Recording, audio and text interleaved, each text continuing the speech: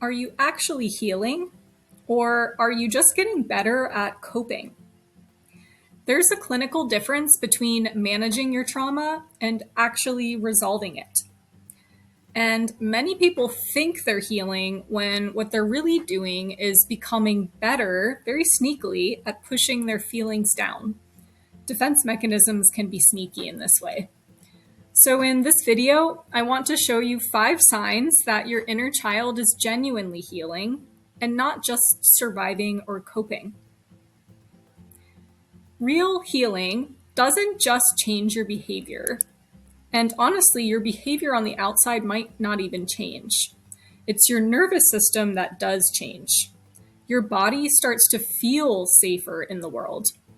And when that happens, your reactions to life begin to shift in ways that can actually be surprising. The first sign that your inner child is healing is that you develop what therapists call the pause. When we're stuck in survival mode, we react instantly. We shut down, we lash out, or we panic. We might even fawn or appease the other person to prioritize the illusion of a sense of belonging over a sense of self and authenticity.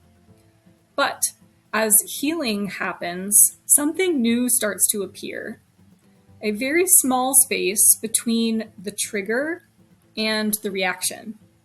You still feel the activation and still have the reaction, but you can pause long enough to choose how you respond. In trauma-focused therapies like eye movement desensitization reprocessing, or EMDR, we call this expanding your window of tolerance. The second sign your inner child is healing is something that I call the guilt gap. When you're simply coping with guilt, say you set a boundary, but then you spend the next 3 or more hours ruminating or replaying that scenario and wondering if you're a terrible person, kind of falling into a shame spiral or a spiral or bout of self-criticism that you just keep following down its rabbit hole. A sign that this is actually healing is when you still feel some guilt, but you hold the boundary anyway. You begin to tolerate the discomfort of disappointing someone because you are prioritizing your sense of self and authentic expression. Because your nervous system no longer believes your safety depends on everyone else being happy or pleased with you. You no longer seek that external validation or approval.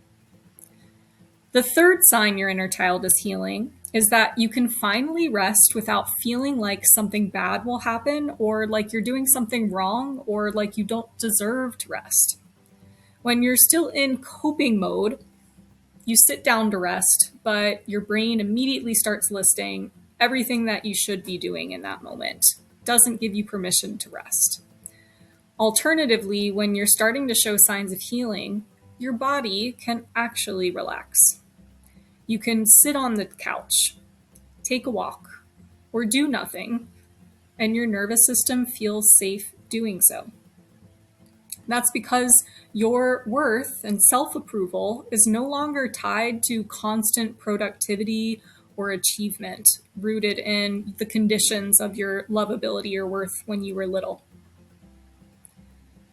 The fourth sign is that your inner voice begins to shift from criticism to compassion. When you're still in coping mode and you make a mistake, your nervous system immediately activates a fear response and immediately starts saying, I should have known better. Why did you do this? Shame spiral. And you feed into that instead of acknowledging the fear and associated wounds beneath it. You start to show signs that you're healing from this ingrained pattern of perfectionism, self-criticism, and shame when you still notice the mistake, but your inner voice says something like, it's okay. You're human. This is forgivable. When you're really healing, you've actually changed your whole relationship to failure and are actually taking more risks because you're likely less controlled by the fear of making those mistakes in the first place. You may not even see it as a mistake. It's just a journey of learning. Research shows that self-compassion is actually one of the strongest predictors of psychological resilience. It truly helps build emotional security and confidence in yourself and allows you to continue going through challenges of life and taking risks. The fifth sign your inner child is healing is something beautiful. Play comes back. You find yourself laughing more, being silly, doing creative things that don't necessarily have a goal, because a healed nervous system finally feels safe enough to experience joy and pleasure, which traumatized people have difficulty doing. Healing doesn't mean you never struggle again. It means your inner child is no longer fighting for survival. And if one of these signs felt especially hard for you, especially sign 2, the boundary one, it might mean you grew up being the strong one in your family. And that can create a pattern called hyper-independence. I explain exactly how that happens in this next video I'll link right here if you want to check it out next. And if you're interested in learning more about how childhood experiences shape adult emotional patterns and how reparenting can help you build emotional security, that's exactly what I explore here on this channel and in my reparenting course linked in the description. So if that resonates with you, consider subscribing for more weekly reparenting